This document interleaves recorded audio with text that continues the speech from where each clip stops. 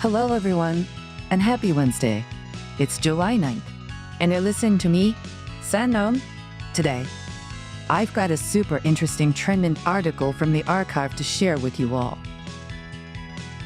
It's all about telling the difference between real photos and those crazy realistic AI-generated images. Okay, so the title is a bit of a mouthful. You ready? It's called LAID, which stands for Lightweight AI-Generated Image Detection in Spatial Spectral Domains. You can find it on a website called Archive at the call on Kurgsash ABS/2507.5160 Tobon. I know it's long. So what's the big deal with this paper? Well, you guys have seen it, right? These AI images are getting so good that it's almost impossible to tell if they're real or fake. This is a huge problem, especially for social media, because it can be used to spread misinformation or create, deepfakes.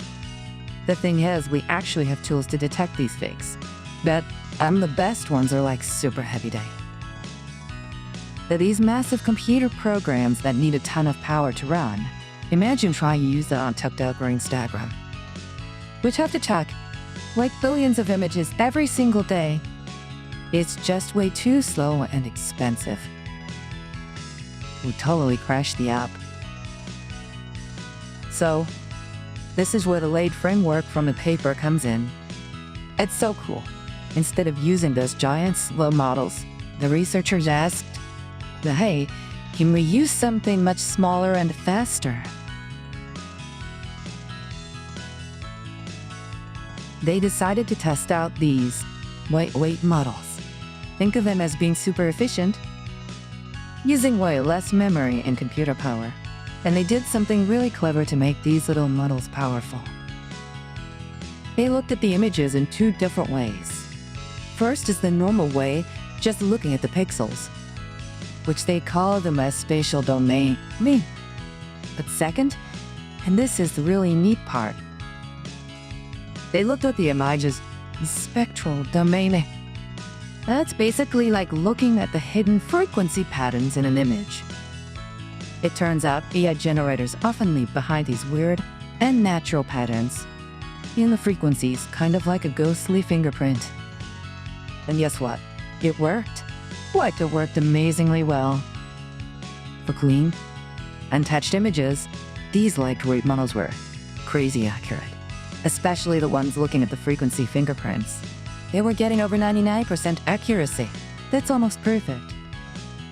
But here's the plot twist. The researchers then tried to trick the models. They did things to the images that happen all the time on social media by cropping them, blurring them, or compressing them to save space.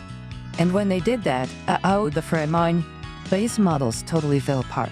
Their accuracy dropped to around 50%, which is basically just random guessing. However, the models that looked at the regular pixels were way more tough. They weren't perfect, but they handled these attacks much better. So, the ultimate solution they found was to use a fusion model. It's like a tag team. It combines the strengths of both the pits of Cha, Hiko, and Freddy Nimaker. This fusion approach was super robust and could still spot the fakes, even when the images were messed with. This is so awesome because it means we could have a system that's both fast and strong. So what does this all mean for us? It means that soon our favorite social media apps could have this technology built right in.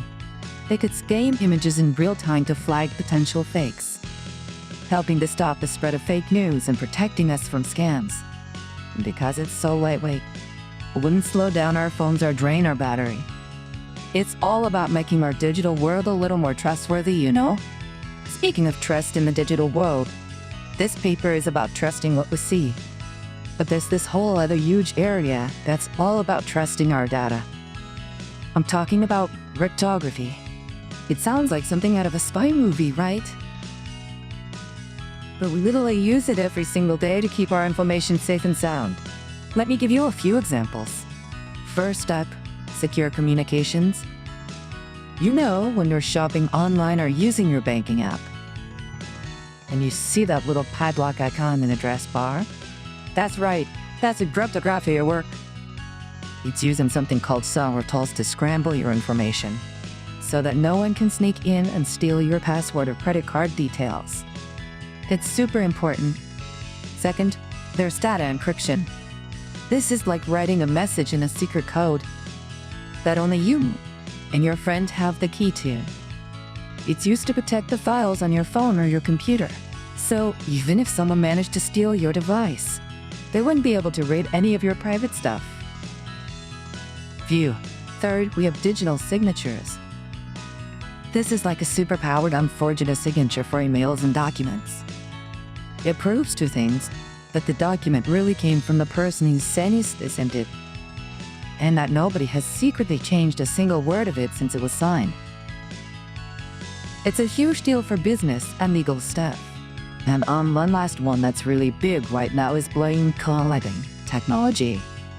This is the fundamental tech behind cryptocurrencies like Bitcoin. It's basically a public digital ledger that's shared across many computers, making it incredibly difficult to tamper with or cheat.